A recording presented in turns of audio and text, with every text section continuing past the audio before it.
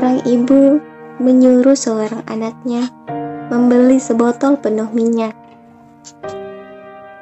Ia memberikan sebuah botol kosong dan uang 10 rupiah. Kemudian anak itu pergi membeli apa yang diperintahkan ibunya.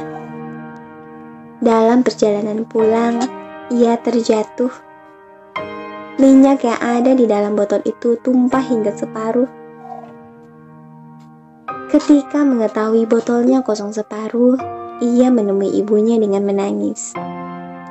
"Oh, saya kehilangan minyak setengah botol. Saya kehilangan minyak setengah botol."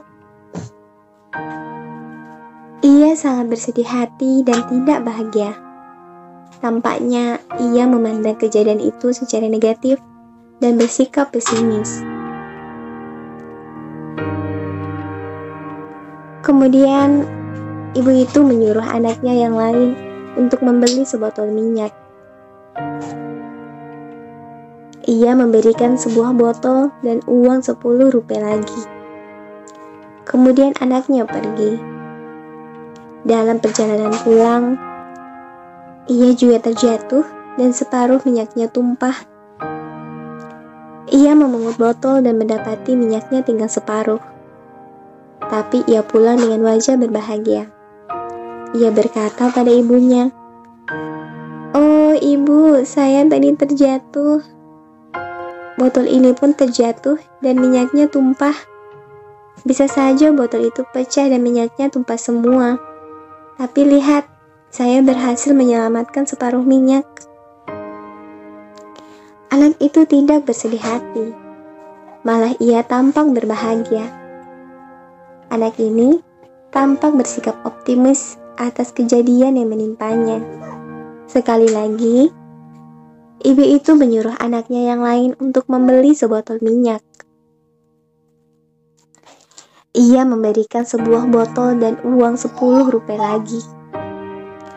Anaknya yang ketiga pergi membeli minyak. Dan sekali lagi, anak itu terjatuh dan minyaknya tumpah. Ia memungut botol yang berisi minyak separuh dan mendatangi ibunya dengan sangat bahagia. Ia berkata, "Ibu, saya menyelamatkan separuh minyak."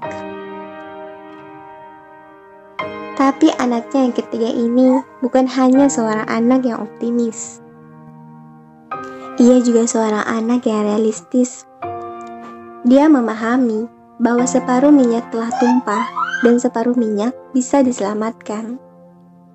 Maka dengan mantap ia berkata pada ibunya,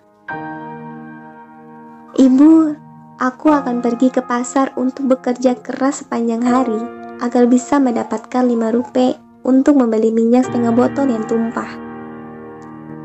Sore nanti saya akan memenuhi botol itu."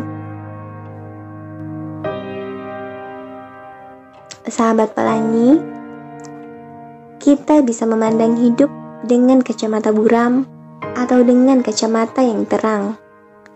Namun, semua itu tidak bermanfaat jika kita tidak bersikap realistis dan mewujudkannya dalam bentuk kerja.